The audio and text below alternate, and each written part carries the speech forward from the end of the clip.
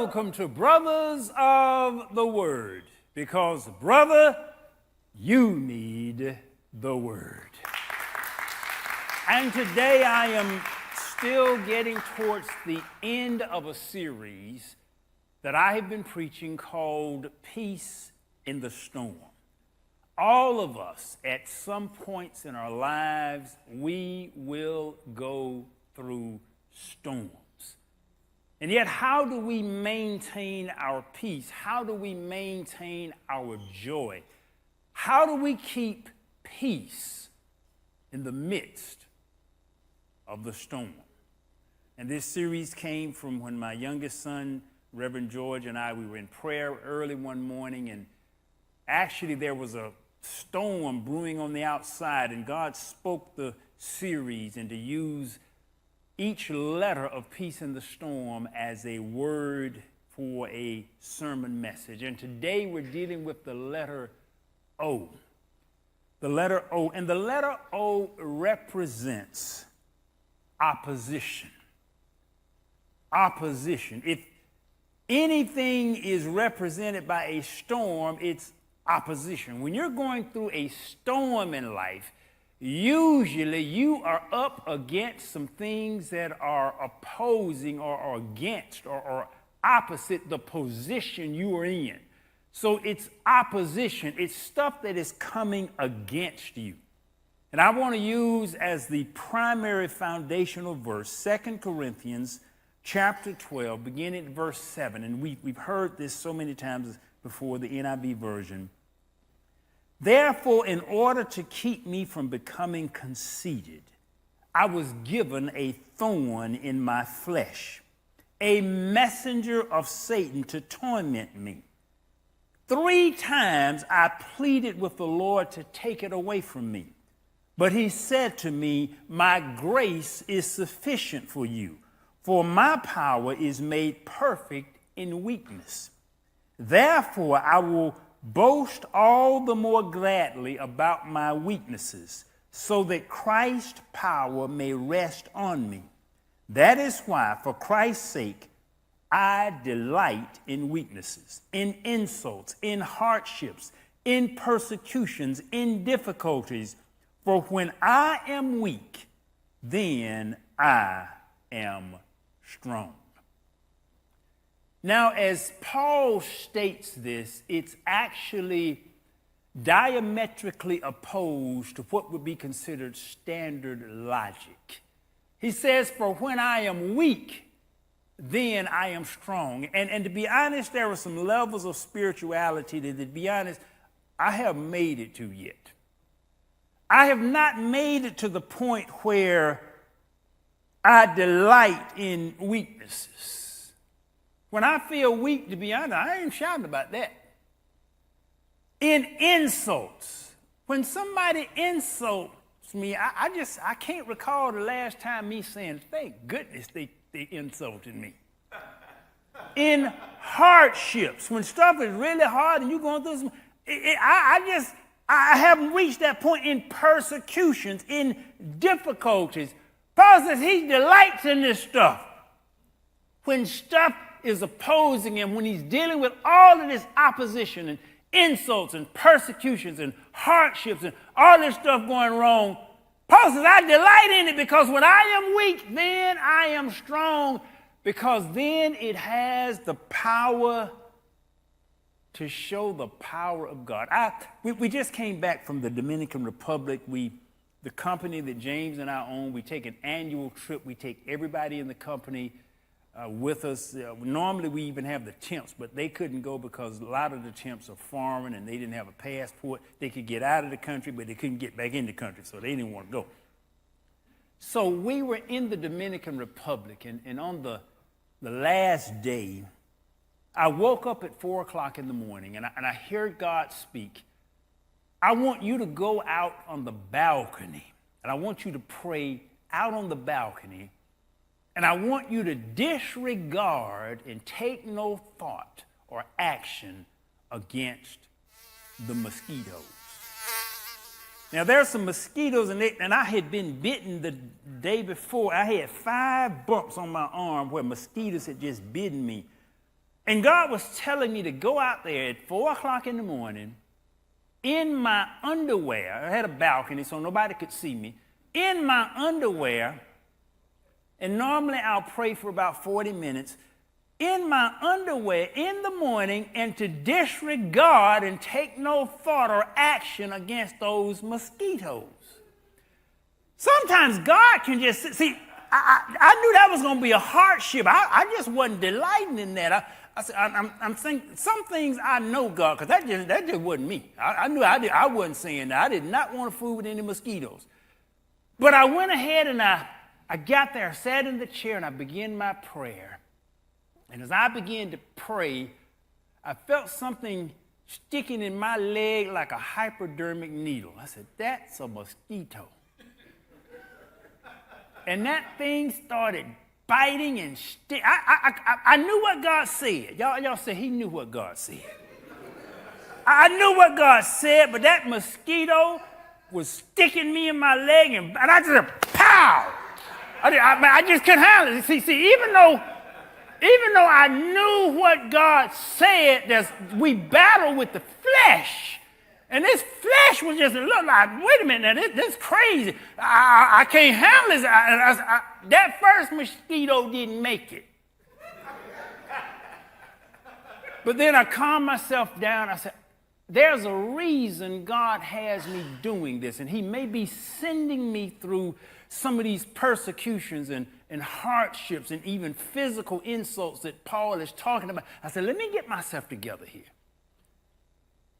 So I then began my prayer, and I felt more mosquitoes on my legs. And at one point, below my knees, it just felt like my legs were on fire. But I did not make another move against the mosquitoes. 10 minutes later, my legs just on fire.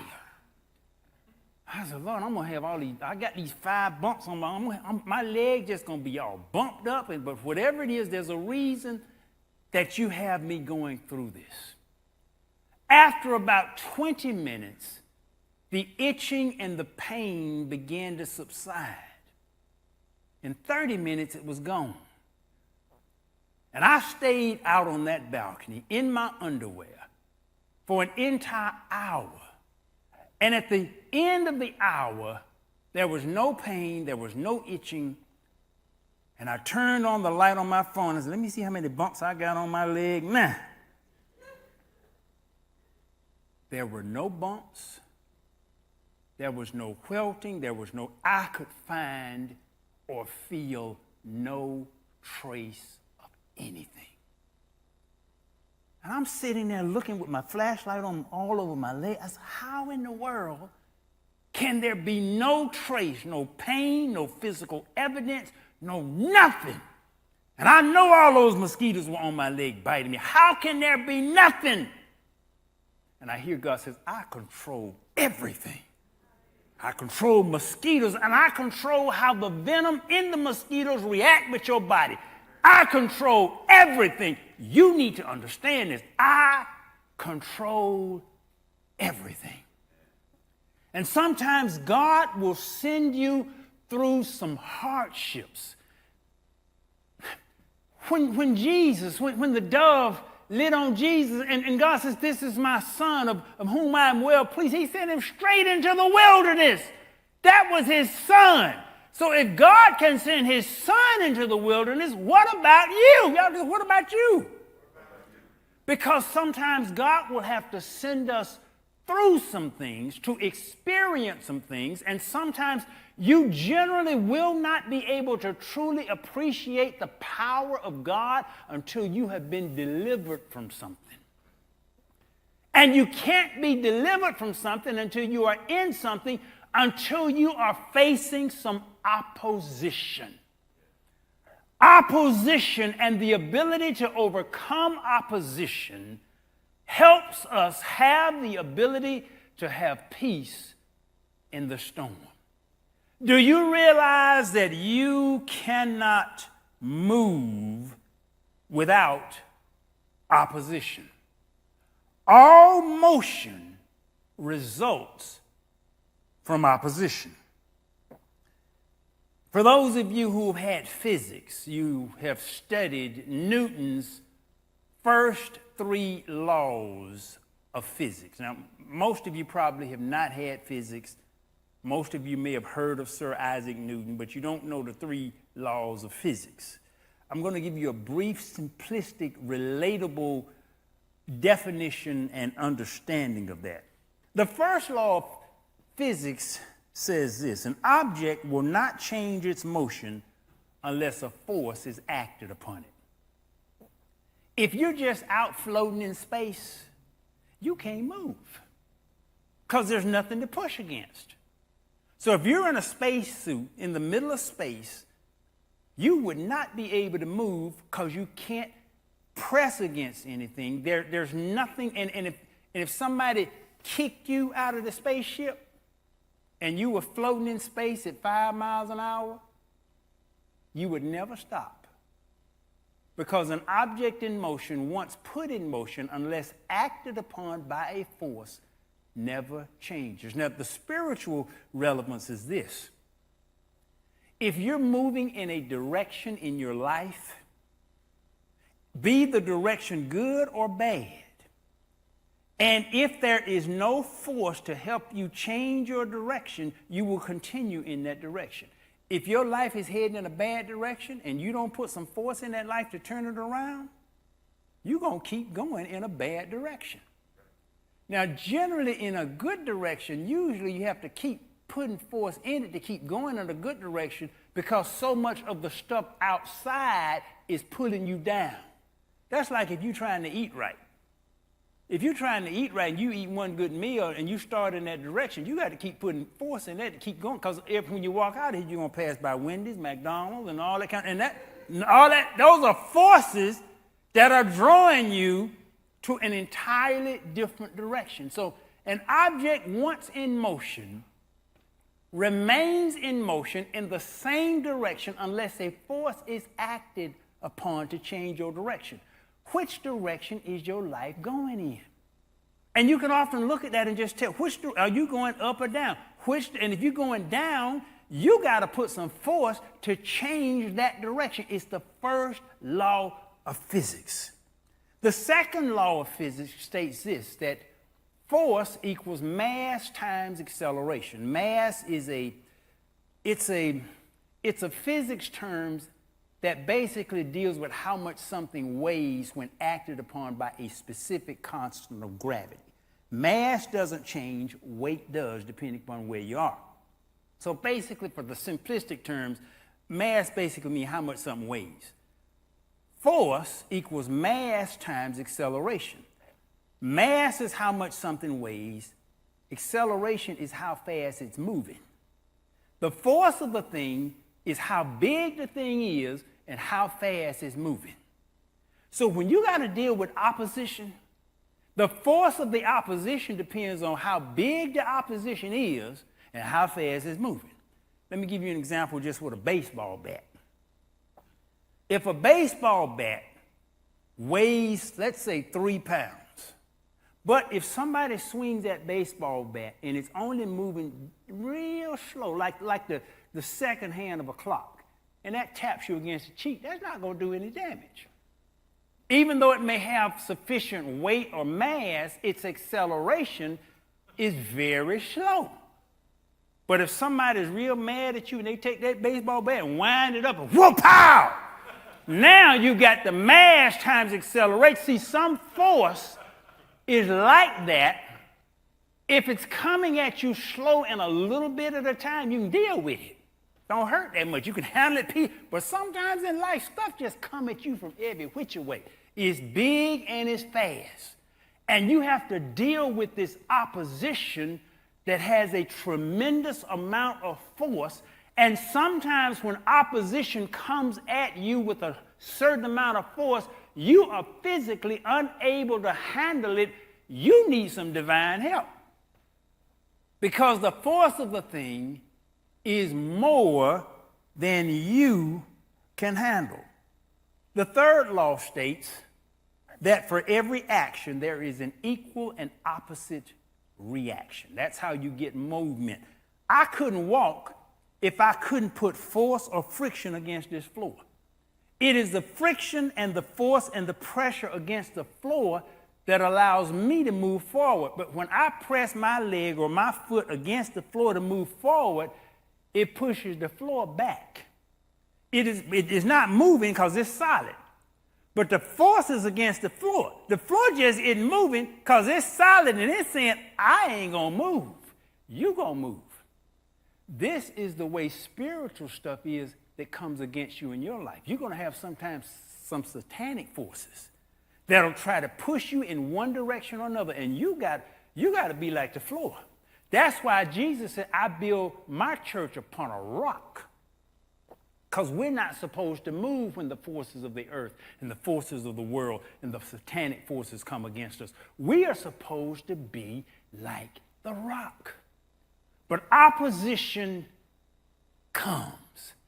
And God will often have to send us through things and trials and tribulation to build our spirits so that we are able to handle the storms, and not just so that we're able to handle the storms, so that our spirits are built, because you really cannot appreciate what God has granted you until you have seen or experienced its opposite. Until you have experienced the opposition. So sometimes God will just have to let us go through something so we can just appreciate what he's given us. Because do you know the human spirit has a strong tendency to just take stuff for granted? It is why when you travel to what I would call tropical countries, they're very rarely technically developed. And if they are technically developed, they've had to import the technology from outside. You know why tropical countries are never technically developed? Because it's comfortable. I mean, all you got to do is reach up off the tree and pull your mango down, lay down, eat, and it never gets cold. So you don't have to worry about, building a hut that's insulated, because it's so comfortable. But you go somewhere over in Germany where the winters drop below zero, you freeze, you got to fight off all this. The cold, harsh climates make people develop technology because they got to fight so hard to survive. When it gets cold, you got to figure out a way of heating. You got to figure out a way of how to preserve your food, because you can't go out there and just pick nothing off the tree because the tree dead. So cold climates, harsh climates, things that have a lot of opposition to the human make you develop. But when it's easy, you don't develop as much technologically because you don't have to. How many of us would do things if we didn't have to? Many of us wouldn't get up tomorrow morning if we didn't have to. To be honest about it, I got up this morning, I did my run, got my exercise in, but to be honest, if I had some what I call just super plasmode flesh that just didn't sag and didn't get old and didn't get sick or anything, and if I didn't have to, I wouldn't. If I could eat anything I wanted without consequences, I would. If I didn't have to go to work, to be honest, I probably wouldn't. If I didn't have to go to school, I wouldn't. And to be honest about it, I'm a little ashamed to say this, but if I didn't have to come to church and I wouldn't worry about my soul, I wouldn't. We are given opposition, and we are given things to put us in position to develop us. God is the best father in the world, but for those of you who are parents, and I've got 4 boys, and I wish I could just give my boys everything. I wish I could just make it easy for them. Just give it to them so that they wouldn't have to work. They wouldn't have to sweat. They wouldn't have to think. They wouldn't have to be in trial and tribulation. They wouldn't have to go through anything. A parent's very nature wants to make things better for their children than they were for them. But it was the rough stuff that made you. It was the tough stuff that made you. But yet we want to make stuff easy for our children, and when we make it easy, they become weak. They become entitled. They can't think, they can't figure, and then when a little bit of a breeze of life hits them, they fall apart. So a parent, just like God, has to send the children through something so the children will develop. That's why my daddy would never give us an allowance. He just made us work for everything. And I remember, I'm not going to call his name, but I remember a classmate of mine in high school. His daddy was a doctor. He got $1 a day as an allowance. Now, that doesn't sound like a lot now, but that was a lot back then. He got $1 a day. I sold newspapers. The newspapers were 10 cents each. I got 50% commission, and the paper got the other 50%. So when I sold a newspaper, I made a nickel. I had to sell all day to sell 20 newspapers to make my $1. So my high school friend, his daddy just gave him a dollar. His daddy was a doctor. He just gave him $1 every single day. And I had to go out and sweat selling them papers trying to get my $1. And about 30 years later, I saw his father. And I asked his father, I said, how's such and such doing? I'd gone to class with him. I said, how's he doing? He said, well, he in drug rehab. And you see, ease makes us soft and weak and often sinful. That's what happened to the Roman Empire. Stuff became so easy, they just went into all kind of debauchery, all kind of sin, because stuff became so easy. They became so powerful, they became so rich. And that's why when that man told Jesus, I'm now rich, I am going to build me some barns and take my ease. And Jesus said, thou fool, tonight thy soul shall be required of thee. Sometimes God will send us through a continual series of opposition so that we become strong. One of the best examples of what happens when you have no opposition is if you go live in space. That's what happened to the folk on the space station. That's why they can only stay 6 months at a time. Do you know how easy it is in space? There's no weight. You can pick up something that weighs 500 pounds on Earth with a little finger. There's just no weight. You can float. You don't have to walk. You can just float.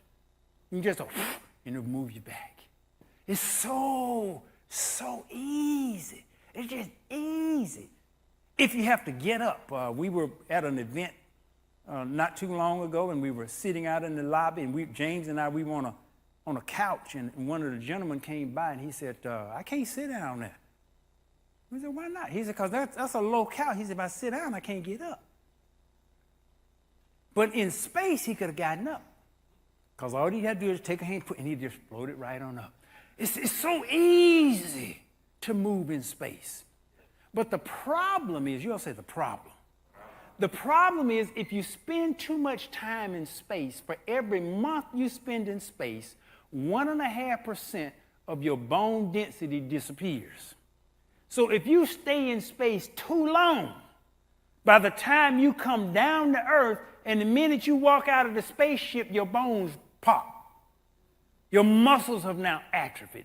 And this may sound a little silly, but I was at a health conference not too long ago, and I was talking with a nurse. And the nurse was telling me, they said, you know, fat folk don't get osteoporosis. I said, I never knew. I said, no. You never see a fat person with osteoporosis. All of the folk with osteoporosis skinny. And I began to think about it. You know, the old women, and they get real thin and frail, and the bones snap. She said, fat folk, because of the weight, it keeps the bones strong. And the bones never get weak. So some of you all who are trying to lose a little weight, I want you to just say, but my bone's strong. Because of the pressure of the weight on your bones stay strong. But the little skinny folk, because the bones have no pressure on them, there's no opposition on the bone, the calcium just slowly starts depleting from the bone. They get older and older. Years go by, decades go by, and all of a sudden, by the time they hit about 70, 75 years, bone just as delicate as they can be, just pop. But the folk got that weight on, shoot. No. Bone just as strong as it can be. And sometimes that's the way it is with our spirits. When God has put some pressure in your life and you got to deal with stuff and you got to wrestle with stuff and you got to get on your knees. You don't have a choice. You got to get on your knees. And you got to pray. Your prayer life stays strong because you have opposition. And it is the opposition that Paul recognized. I delight when I'm dealing with insults, when I'm dealing with hardships and difficulties and persecutions. I delight in this because this allows the Christ in me to rise. And when I am weak, I am strong. We've got to get to the point where we learn to see the divine blessing in just our difficulties of what we've been through or what we are going through. This is the thing that has made us strong. And if you had not had those difficulties, if you had everything easy for you, you'd be so spoiled, you would be so unappreciative. That's why in other countries they call the American the ugly American. Because America has had so much, we're just so spoiled, and we don't appreciate all that we've got. And other folk get here and they're just so happy with just the smallest amount because they've gone through so much opposition. They can recognize God's blessing. So don't take things for granted once things have become easy. Praise and give thanks for your trials and for your tribulations and for the weight he has placed on your shoulders, because it is that weight that is on your shoulders that is making your bones strong. Opposition and overcoming opposition helps you to have peace in the storm. I thank you for joining us today at Brothers of the Word. You can go to brothersoftheword.com, listen to the entire series called Peace in the Storm, absolutely free of charge, or send this message or any of the messages to a friend at brothersoftheword.com. Thank you for joining us today at Brothers of the Word, because, brother, you need the Word. From Brothers